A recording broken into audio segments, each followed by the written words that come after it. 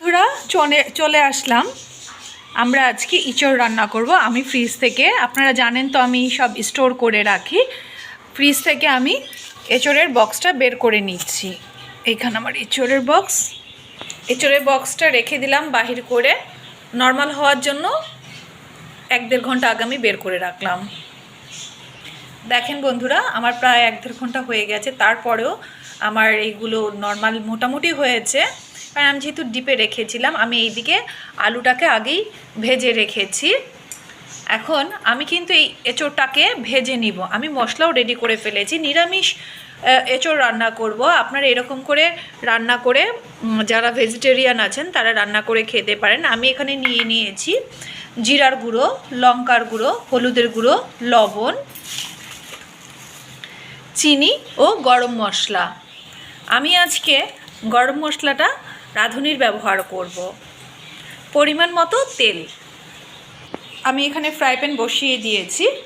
আমি যেহেতু আলুটা ভেজে নিয়েছি, এখন আমি এঁচড়টাকে ভেজে নেব। পরিমাণ মতো তেল দিতে হবে। একটু ঘি এবং তেল বেশি হলে এঁচড়টা খেতে মজা লাগবে। আস্তে করে আমি এঁচড়টা বসিয়ে দিলাম। দেখেন বেশি কিন্তু নর্মাল হয়নি, এখনও আস্ত রয়ে গেছে। আমি এর মধ্যে থেকে একটু তেলের মধ্যে গড়িয়ে নেব যতটুকুন ছুটে, কারণ অনেকটা সময় হয়ে গেছে, কারণ রান্নাটা আমার শেষ করতে হবে। আমি ছেনি দিয়ে করতেই দেখেন আমার এটা কিন্তু একদম সব কিছু ছুটে গেছে। আমি কিন্তু এটাকে একটু বেশ ভালো করে ভেজে নিব। মোটামুটি ভাজার মধ্যে কিন্তু হলুদ এবং লবণ দিয়ে দিতে হবে।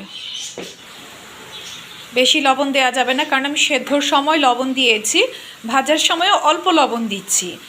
তা না হলে কিন্তু আপনারা কিন্তু লবণের ছোটে কিন্তু কটা হয়ে যাবে, খেতে পারবেন না। নোনতা হয়ে গেলে খাওয়া যাবে না। আমরা এটা ভাজা পর্যন্ত অপেক্ষা করছি। আমি 2-3 মিনিটের জন্য ঢেকে ভাজতেছি। এটাকে ঢাকনাটা তুলে ভেজে নিচ্ছি। দেখেন হালকা হালকা কিন্তু আমার ভাজা হয়েই গেছে মোটামুটি। আর একটু ভেজে নিব, ভাজা শেষ হওয়া পর্যন্ত অপেক্ষা করছি। এখানে মশলাগুলো গুলিয়ে নিয়েছি, দিয়ে দিচ্ছি। এগুলো সমেত এখন একটু কষিয়ে নেব। ভালো করে কিন্তু কষিয়ে নিতে হবে। আমরা কষিয়ে নিচ্ছি ভালো করে। এখন আমরা এই কষানোর মধ্যেই আলুগুলো দিয়ে দিচ্ছি। আলুগুলো কিন্তু আমরা আগেই ভেজে রেখেছি, আমি আপনাদেরকে আগেই বলেছিলাম। এখন সবগুলো ভালো করে আগে একটু কষিয়ে নেব, তারপর আমরা হালকা একটু জল দেব। আমাদের কিন্তু মোটামুটি ভালো কষানো হয়ে গেছে, গন্ধও ছুটে গেছে। কেউ চাইলে এরকম শুকনো শুকনো খেতে পারবেন। আমরা একটু জল দিয়ে নেব। একদম অল্প পরিমাণে একটু জল দিয়ে নিচ্ছি। তাতে কি হবে, একটু মাখা মাখা হবে। তা না হলে একটু ছাড়া ছাড়া লাগতো, ভালো লাগতো না। এখন আমরা গরম মশলা দেব। গরম মশলা দিয়ে নামিয়ে ফেলব। এই যে গরম মশলাটুকুন দিয়ে দিচ্ছি। আপনারা চাইলে রুটি দিয়ে, ভাত দিয়ে, পোলাও দিয়ে এই এঁচড়ের তরকারি খেতে পারবেন। সাথে সাথে একটু চিনিও দিয়ে দিচ্ছি। এখন নাড়াচাড়া দিয়ে আমরা একটু 2-3 মিনিটের জন্য রেখে দেব। তারপর আমাদের রান্না হয়ে যাবে। এই যে ভালো করে কিন্তু একটু নাড়াচাড়া দিয়ে নিতে হবে, তা না হলে কোনো জায়গায় গরম মশলা, চিনি মিশবে, কোনো জায়গায় মিশবে না। আমাদের কিন্তু মোটামুটি রান্না একদমই হয়ে গেছে। আমার এঁচড়ের তরকারি কিন্তু রান্না করা হয়ে গেছে। এখন আমি নামিয়ে নেব। কি দারুণ হয়েছে! আপনারা চাইলে গোবিন্দকে ভোগ দিয়েও খেতে পারেন।